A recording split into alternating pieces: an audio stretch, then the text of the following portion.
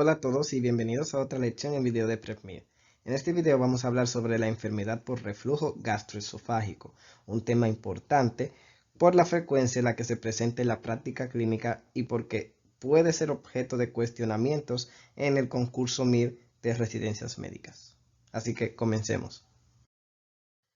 Comencemos por definir qué es la enfermedad por reflujo gastroesofágico, y es útil referirse a la definición universal que es la establecida por el Consenso de Montreal en 2006, y la enfermedad por reflujo gastroesofágico se define como la condición clínica en la que el reflujo de material desde el estómago hacia el esófago provoca la aparición de síntomas capaz de alterar el bienestar psicofísico del individuo y o complicaciones. Esta es una condición extremadamente extendida y se estima que el 13% de los adultos a nivel mundial padecen la enfermedad por reflujo gastroesofágico, aunque los porcentajes varían según el país considerado. En América del Norte este porcentaje, por ejemplo, alcanza el 19%. En Italia se puede detener al 17%, por otro ejemplo. Y la prevalencia también varía según la edad. Más del 50% de los recién nacidos tienen episodios de reflujo a diario, pero la condición se resuelve espontáneamente dentro del año de vida en el 90% de los casos.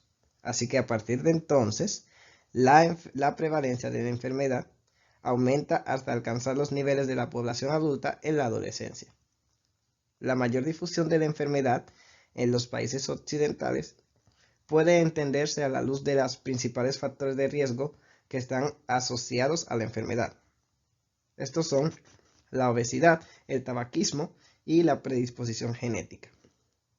En cambio, la infección por Helicobacter pylori ha sido identificada como un factor protector debido a la reducción de la secreción ácida y debido a la atrofia de la mucosa gástrica también.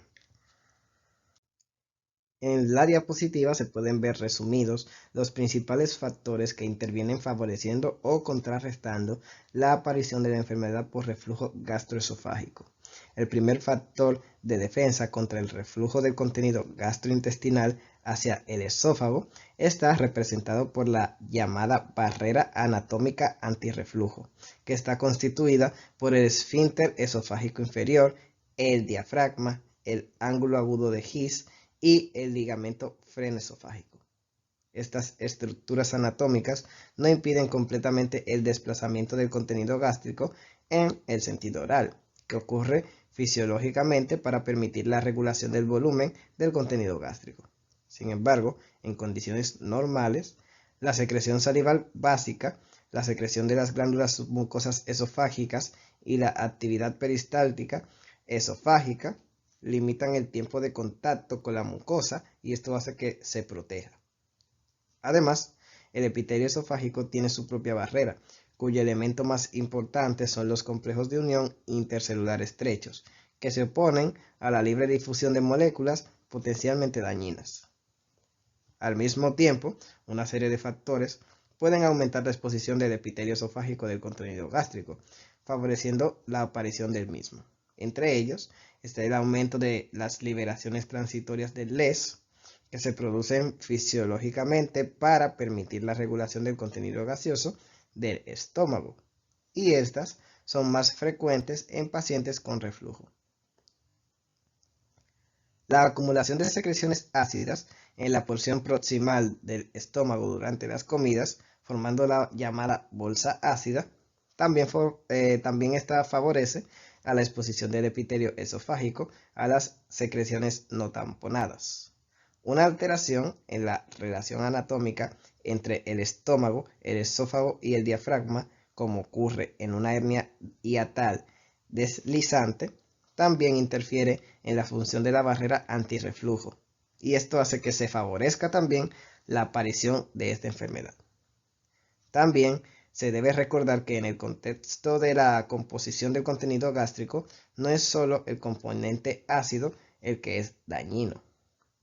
La pepsina gástrica, la tripsina y el material biliar del intestino también participan en el daño de la mucosa, y en estos casos hablamos de un reflujo alcalino o débilmente ácido. Cuando el equilibrio entre factores agresivos y protectores se altera a favor de los primeros, la exposición esofágica al contenido gastroduodenal produce inflamación de la mucosa, con una dilatación de los espacios intercelulares y un aumento de la permeabilidad a las moléculas dañinas. Esto entonces conduce a la aparición de síntomas que es debido a la activación de las terminaciones nerviosas subepiteliales. La enfermedad por reflujo gastroesofágico se puede clasificar según diferentes criterios. Entre estos, la clasificación basada en el modo de presentación clínica es ciertamente relevante. En este contexto, es posible distinguir una serie de síndromes asociados a la enfermedad por reflujo gastroesofágico. Según el sitio de origen de los síntomas asociados, es posible en primer lugar distinguir entre síndromes esofágicos y extraesofágicos. Y bueno, los síndromes que son sintomáticos son el síndrome de reflujo típico y el síndrome de dolor torácico asociado a reflujo. El síndrome de reflujo típico se caracteriza por la presencia de los síntomas cardinales de la enfermedad por reflujo gastroesofágico, que son pirosis y regurgitación. La acidez estomacal se define como una sensación de ardor retroesternal que surge a nivel epigástrico y tiende a ascender hacia el cuello. La regurgitación, por otro lado, es el retorno de material del estómago al esófago y posiblemente más allá en ausencia de contracción muscular, y a menudo está asociada con una sensación de sabor agrio y o amargo en la boca. El síndrome de dolor torácico está asociado a reflujo, ¿verdad? Y se caracteriza por la adición frente a los síntomas típicos de una sensación de dolor torácico indistinguible desde el punto de vista de la presentación clínica de la cardiogénica. Por lo tanto, la clasificación requiere una rápida exclusión de las principales causas de dolor anginoso mediante un adecuado estudio diagnóstico. Y el dolor torácico también puede ser la única manifestación de la enfermedad por reflujo gastroesofágico, en ausencia de síntomas típicos. Y cuando la enfermedad por reflujo gastroesofágico se asocia con lesiones descriptibles endoscópicamente, se puede hablar del síndrome de reflujo con daño esofágico. Y este daño puede presentarse en forma de esofagitis, estenosis, esófago de Barrett o adenocarcinoma esofágico. En el caso de los síndromes estresofágicos, los síntomas afectan principalmente a órganos distintos del esófago. Refiriéndose siempre a la conferencia del Consenso de Montreal, para algunas patologías existe una asociación definitiva con el reflujo, que son las erosiones dentales, tos crónica, asma y laringitis. Para otras patologías se han sugerido una asociación con reflujo que aún no es demostrada. La sinusitis crónica, otitis media recurrente, fibrosis pulmonar y faringitis. En pacientes con enfermedad por reflujo gastroesofágico, puede por tanto acudir a la atención médica manifestando síntomas atípicos como tos crónica, disfonía, ronquera, globo, etc. Es fundamental recordar estos síntomas considerando que fueron objeto de demanda en el último concurso de especialización mío. Desde el punto de vista diagnóstico, el abordaje se diversifica mucho en función de la presentación clínica del paciente. En pacientes con síntomas típicos asociados a disfagia, otros síntomas y signos de alarma, como pérdida de peso y familiaridad con neoplasia esofágica, está indicada la esófago-gastroduodenoscopía urgente para descartar la presencia de complicaciones y neoplasia. Les recordamos que en base a los hallazgos endoscópicos, la enfermedad por reflujo se puede distinguir en forma erosiva y no erosiva. En estos últimos, la enfermedad no se asocia a la presencia de lesiones detectables endoscópicamente. En ausencia de síntomas y signos de alarma, cuando el paciente manifiesta los síntomas típicos, el diagnóstico es sustancialmente clínico y no requiere, al menos en la fase inicial, investigaciones instrumentales. En su lugar está indicado el llamado ensayo IBP, es decir, la administración de inhibidores de la bomba de protones, que es generalmente omeprazol, a dosis de 20 miligramos en una sola toma diaria, durante 8 semanas. Junto al abordaje farmacológico, las guías sugieren un ajuste del estilo de vida, basado en la pérdida de peso en sujetos con sobrepeso u obesos, la eliminación de la dieta de los llamados alimentos desencadenantes, capaces de desencadenar síntomas como el café, chocolate, alcohol, y evitar acostarse antes de las 2-3 horas de la última comida y dormir utilizando más almohadas con el fin de elevar la cabeza y dejar de fumar también. Al final de la prueba de PPI se pueden delinear diferentes escenarios. Si el paciente responde a la terapia y se logra el control de los síntomas, está indicado intentar interrumpir el tratamiento. De hecho, en los últimos años ha habido una creciente evidencia sobre los posibles efectos secundarios de los IVP relacionados con el abuso generalizado de estos fármacos en la población. En pacientes en los que no es posible la retirada del fármaco por recaída sintomática, las guías sugieren terapia de mantenimiento con la dosis mínima tolerada de IVP. Para los pacientes en los que no se produce una recaída, en la mayoría de los casos se garantizará un control eficaz de los síntomas a largo plazo, tomando IVP según sea necesario. En los pacientes que tienen una mala respuesta al ensayo IVP, en primer lugar es necesario evaluar mediante una anamnesis cuidadosa que exige una ingesta correcta del fármaco, de acuerdo con las prescripciones médicas. Por ejemplo, que el fármaco se tome correctamente de 30 a 60 minutos antes de una comida. Esta es una de las prescripciones médicas que podrían ser de ejemplo. En presencia de un correcto cumplimiento, es necesario considerar un aumento de la dosis o una transición a un esquema terapéutico que está basado en 2 tomas diarias. En pacientes que a pesar de la actualización de la terapia farmacológica no tienen un control adecuado de los síntomas, es necesario programar un control endoscópico. Si la endoscopía permite diagnosticar la enfermedad por reflujo gastroesofágico, se establecerá la terapia indicada. En ausencia de lesiones objetivas en el control endoscópico, está indicada la realización de una manometría esofágica con trastornos motores del esófago. Y finalmente, aunque la manometría sea normal, si aún se considera posible el diagnóstico, está indicada una prueba de pH, que es pH impedancia. En el caso de pacientes con manifestaciones atípicas, se requiere una cuidadosa evaluación anamnésica y objetiva para excluir diagnósticos diferenciales.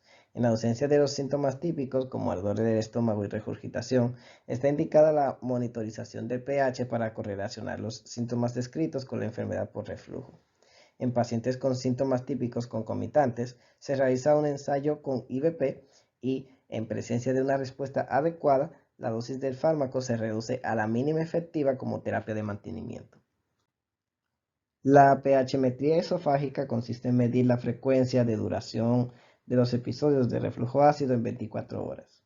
La mayoría de los síntomas comerciales disponibles son catéteres que se insertan a través de la nariz con uno o más electrodos métricos de pH dispuestos a lo largo de su longitud, conectados a un sistema para registrar, analizar y reportar los datos recolectados. Por convención, una caída en el pH de la luz esofágica por debajo de 4 se considera un signo de episodio de reflujo ácido. La evaluación de la traza obtenida generalmente se simplifica mediante el análisis computarizado, pero la inspección visual aún permite evaluar los informes clínicos y cualquier artefacto. Los parámetros obtenidos incluyen número total de episodios de reflujo gastroesofágico, número de episodios de reflujo con una duración de 5 minutos, duración del episodio de reflujo gastroesofágico más largo y el índice de reflujo que indica el porcentaje de exposición a pH menor de 4 de la mucosa esofágica durante toda la grabación. Y los ajustes automáticos que le permiten excluir eventos de reflujo gastroesofágico del análisis a priori cuando el paciente está en posición supina durante el sueño. El puntaje más utilizado es el índice de reflujo, pero ninguno se demostró ser claramente superior a los demás. Por lo tanto, la pH-metría permite una evaluación cuantitativa de la exposición al ácido esofágico y no existe una correlación entre la gravedad del reflujo patológico y la de las complicaciones o síntomas. Sin embargo, esta permite correlacionar los síntomas con los episodios de reflujo, distinguiendo así la enfermedad por reflujo gastroesofágico de la hipersensibilidad esofágica. La pH impedancidentomía combina las evaluaciones descritas anteriormente con la medición del movimiento de fluidos, sólidos y aire en la luz esofágica a través de los cambios de impedancia eléctrica registrados entre los múltiples electrodos ubicados a lo largo de un catéter esofágico.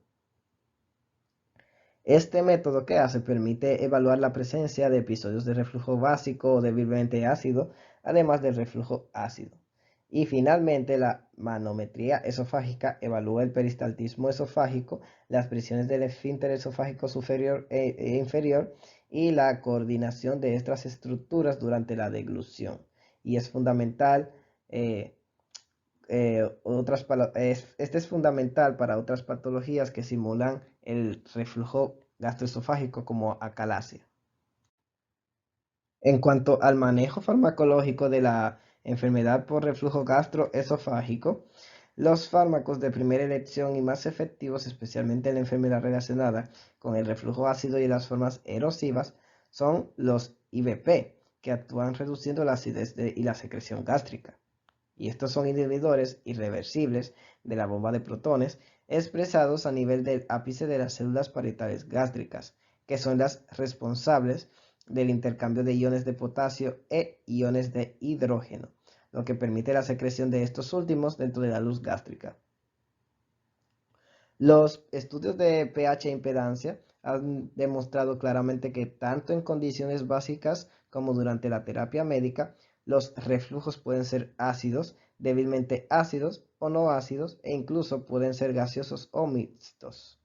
Los IVP, que inhiben tanto el volumen como la concentración ácida del jugo gástrico, son capaces de reducir la exposición ácida del esófago distal, y estos no afectan los reflujos de ningún otro tipo de naturaleza, por lo que su utilidad en esta situación es escasa.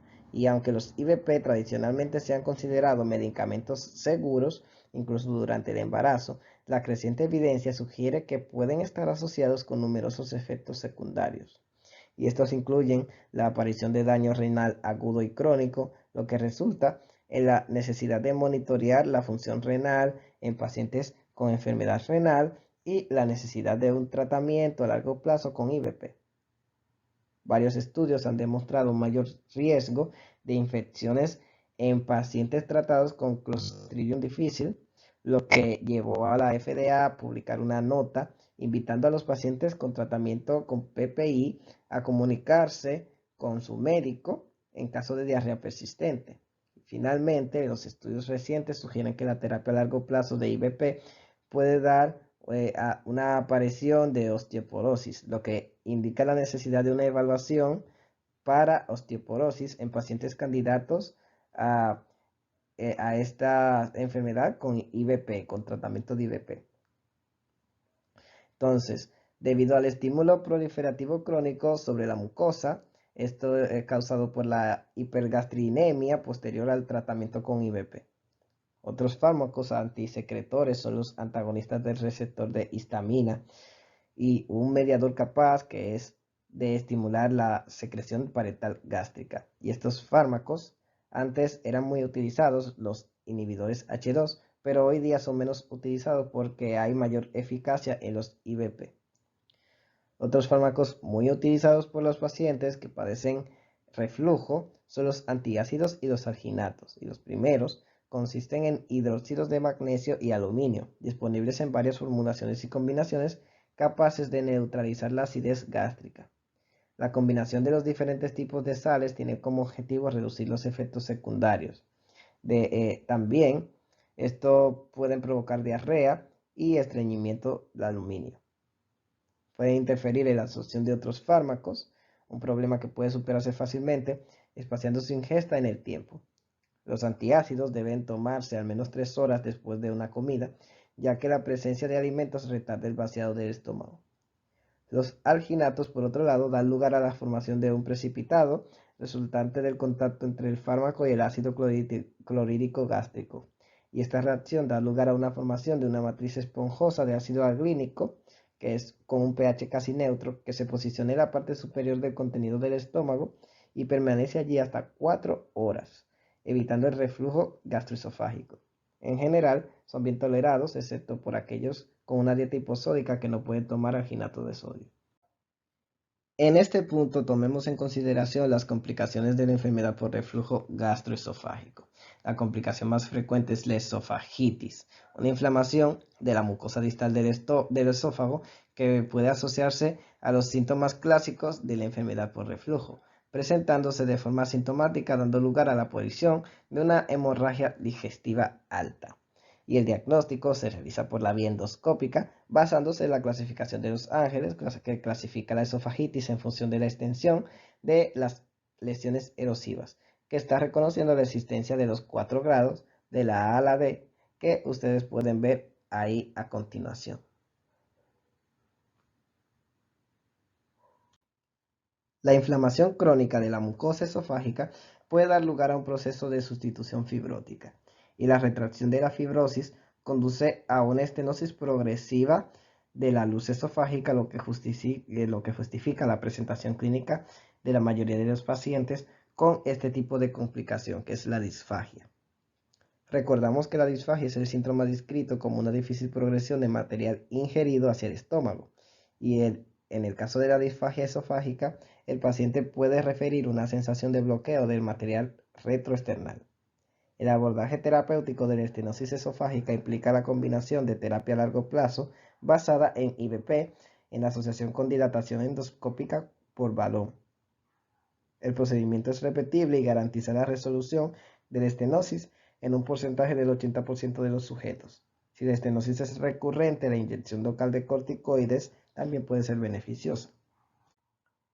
El esófago de Barrett representa una de las posibles complicaciones del reflujo gastroesofágico, que es caracterizada por una metaplasia del esófago distal con un reemplazo del epitelio escamoso esófago normal por un epitelio cilíndrico con unas células caliciformes, ya que son de metaplasia intestinal, que se extiende proximalmente desde la línea Z, que es la línea de unión entre la mucosa gástrica y la esofágica. Y se estima que del 5 al 12% de las personas con reflujo tienen esófago de Barrett.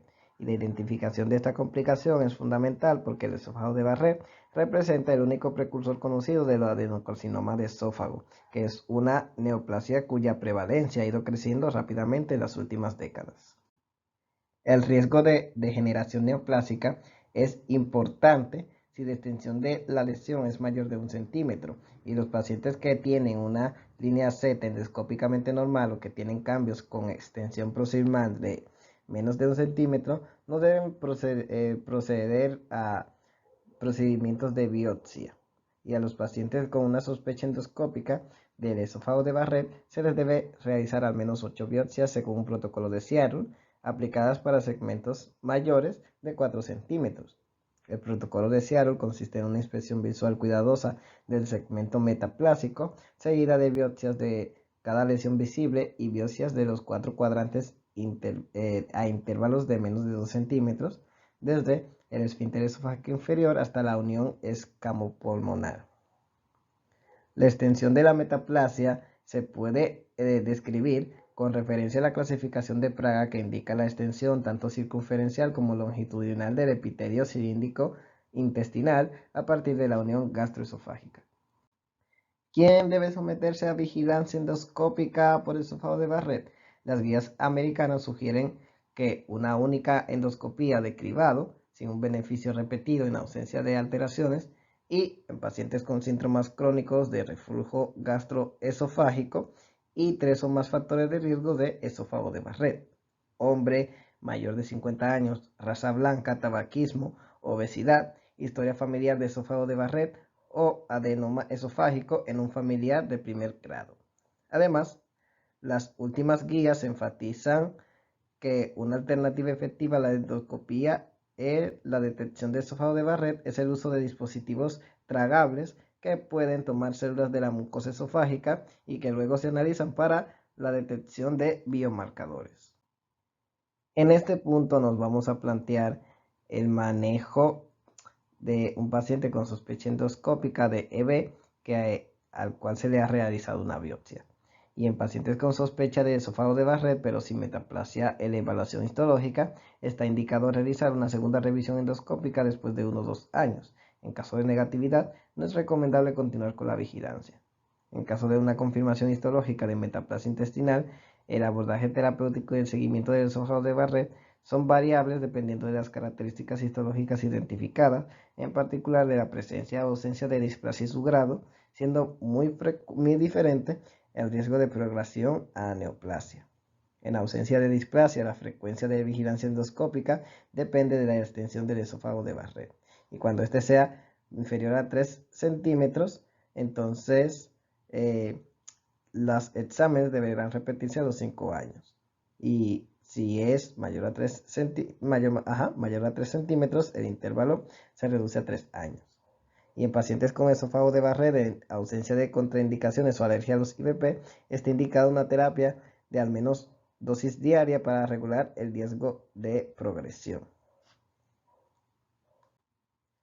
Cuando la evaluación histológica es indefinida debido a la displasia, es decir, que el patólogo no puede establecer si los cambios epiteliales son representativos de displasia o están relacionados con cambios inflamatorios, pues se requiere una confirmación de un segundo patólogo experto en patología gastrointestinal.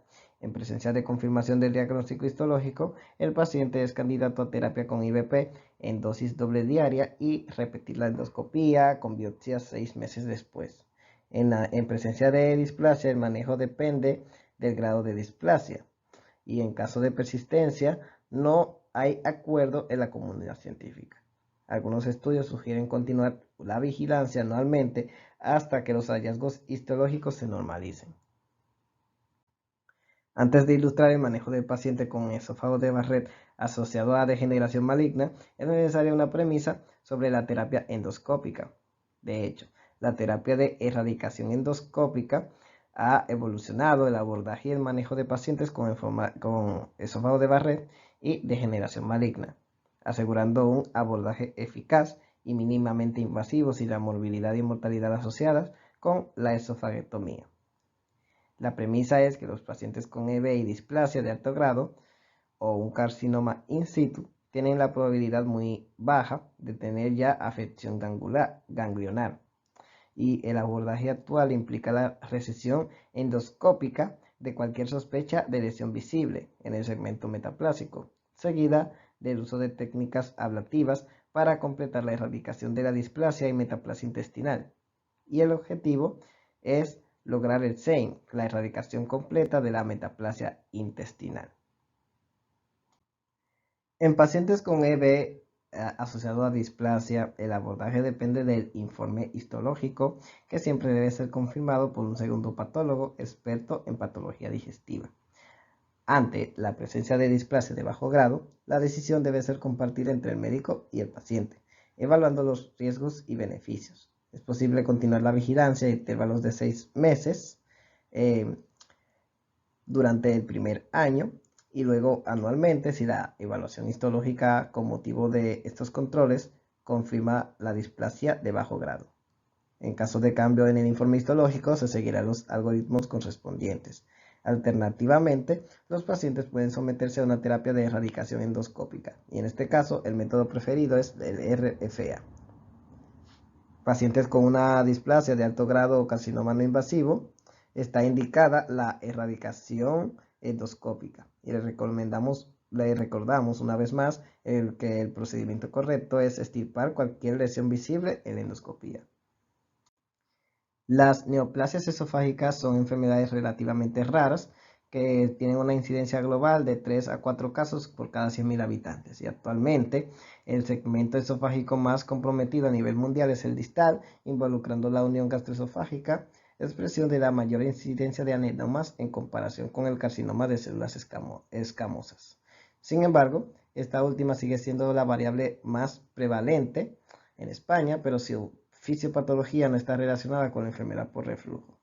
Con respecto a los adenomas, los principales factores son enfermedad por reflujo gastroesofágico y el aumento estable de la incidencia de estas dos condiciones desde la década de los 90. El examen endoscópico y la biopsia es el examen instrumental recomendado como un procedimiento diagnóstico de elección en pacientes con sospecha de adenocarcinomas esofágicos y se debe considerar la realización de una ecoendoscopía en todos los pacientes candidatos al tratamiento quirúrgico con quimioterapia adyuvante. La estadificación se basa en los criterios de clasificación de TNM y es útil recordar que, como se vio anteriormente, para las formas mínimamente invasivas es posible programar la erradicación endoscópica de la lesión seguida de la vigilancia adecuada. Para las neoplasias invasivas, el abordaje depende de la extensión local, regional y a distancia de la neoplasia, y así como el estado clínico del paciente e implica en la mayoría de los casos la combinación de quimioterapia, radioterapia y estrategias quirúrgicas. Los fármacos inmunoterapéuticos y dirigidos molecularmente no se utilizan actualmente en el tratamiento de pacientes con adenocarcinomas esofágicos. Y el pronóstico de los cánceres diagnosticados en fase invasiva sigue siendo pobre, teniendo en cuenta la importancia de la vigilancia de los pacientes para mejorar su pronóstico. Concluimos esta videolección con una breve referencia a la población pediátrica. Como se especificó al comienzo de la presentación, los sujetos pediátricos, especialmente los recién nacidos, son particularmente propensos a desarrollar episodios de reflujo gastroesofágico, que sin embargo se resuelven espontáneamente en el 90% de los casos dentro del primer año de vida. Por tanto, es fundamental distinguir a los pacientes pequeños con reflujo fisiológico en aquellos a los que, dado el reflujo, provoca síntomas que afectan el bienestar del niño, que se puede hablar de enfermedad por reflujo gastroesofágico. Durante los primeros meses de vida son numerosos los factores que favorecen la aparición del reflujo, como la dieta líquida, la posición inclinada, la inmadurez de la barrera anatómica antirreflujo también. Y para complicar el reconocimiento de esa enfermedad en la edad pediátrica, está el hecho de que las manifestaciones sintomáticas son extremadamente variables, a menudo inespecíficas y por lo tanto insidiosas, especialmente en los niños más pequeños. Y es posible distinguir la presentación clínica típica precisamente sobre la base del rango de edad de los sujetos. Según las líneas actuales, no existe una prueba única que sea suficiente para un diagnóstico fiable de reflujo gastroesofágico en una edad pediátrica. Discriminar el reflujo fisiológico del reflujo patológico puede ser complejo, aunque esencial porque es fundamental para definir el manejo terapéutico posterior. En niños menores de 2 años, dada la alta prevalencia del reflujo fisiológico y los riesgos relacionados sobre el diagnóstico, ante un niño con síntomas compatibles con reflujo, es fundamental descartar la presencia de otras patologías que son potencialmente peligrosas y que pueden presentarse con reflujo y vómitos. En ausencia de banderas rojas, el manejo conservador es la primera opción en este grupo de pacientes y esta consiste en cambios en la nutrición o la postura, así como los cambios en la nutrición materna en los bebés amamantados. Si alguna de estas estrategias falla, las pautas recomiendan una prueba de 2 a 4 semanas con una dieta libre de proteína de leche de vaca, y esto se debe a que la alergia a la proteína de la leche a menudo simula la enfermedad por reflujo o se presenta asociada con ella. En caso de una confirmación de un reflujo gastroesofágico o con un reflujo ácido, la terapia se va a basar en el uso de fármacos antisecretores y los inhibidores de la bomba de protones, los antagonistas del receptor H2 de histamina, han sido aprobados para el uso pediátrico. En sujetos menores de 1 año de edad no se puede utilizar ninguna formulación de PPI y cabe destacar que en presencia de reflujo débilmente ácido básico no está indicada la terapia con IVP. De hecho, el uso de estos fármacos en niños se ha relacionado con la aparición de alteraciones de la microbiota intestinal. Además, dada la creciente evidencia sobre los efectos secundarios de estos fármacos en la población adulta, el objetivo es limitar su uso en casos en los que el paciente realmente pueda beneficiarse de la terapia. En niños mayores y adolescentes, no solo la sintomatología, sino también el manejo clínico es más similar al de la población adulta. De forma similar a lo escrito para adultos con síntomas típicos, en ausencia de síntomas y signos de alarma, está indicada la adaptación al estilo de vida y la realización de un ensayo con IVP. En presencia de una respuesta sintomática, se confirma el diagnóstico, y el uso de la endoscopía puede reservarse para pacientes con síntomas y signos de alarma para un correcto diagnóstico diferencial con otras patologías. En ausencia de la presencia de terapia de IVP, en presencia de recaída sintomática cuando se reduce la dosis, está indicada una realización de las otras pruebas. Y cuando esto es normal, dentro del diagnóstico del reflujo gastroesofágico sigue siendo probable y está indicada la realización de una pH impedanciectomía para establecer cualquier correlación entre los síntomas y episodios de reflujo. Igual en esta misma diapositiva tenemos la presentación de los materiales que usamos para completar y hacer este tema. Y muchas gracias por su atención. Les recordamos que estos videos usted lo puede encontrar en PrepMirTube, la página de inicio, y también en YouTube lo puede buscar, y tenemos las aplicaciones por Android y por iOS para que pueda estudiar desde cualquier plataforma. Así que nos vemos en la siguiente video lección.